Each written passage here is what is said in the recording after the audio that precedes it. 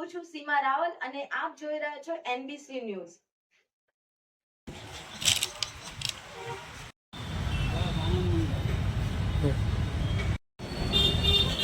નમસ્કાર।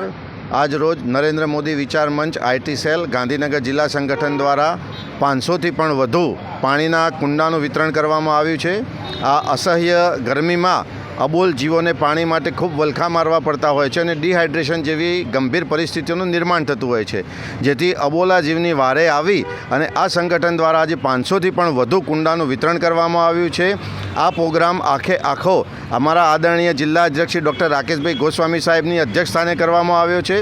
સાથે સાથે આવું સેવાભાવી સંગઠન નરેન્દ્ર મોદી વિચાર મંચ આઈટી સેલ તેનો ખૂબ વિકાસ થાય, સંગઠન બહોળું થાય તેવા ઉમદા હેતુ સાથે આજે ઘણી બધી નવી નિમણૂકો પણ કરવામાં આવી છે, જેમાં માણસા શહેર પ્રમુખ આવી ગયા, કારોબારી સભ્યશ્રીઓ આવી ગયા, સહમંત્રી આવી ગયા। આ રીતે સંગઠનને ખૂબ મોટું અને બહોળું કરવા તેમજ વિવિધ સેવાકીય પ્રવૃત્તિઓને આગળ વધારવા માટે સંગઠન મોટું કરવાનું પણ કામ શરૂ કરવામાં આવ્યું છે।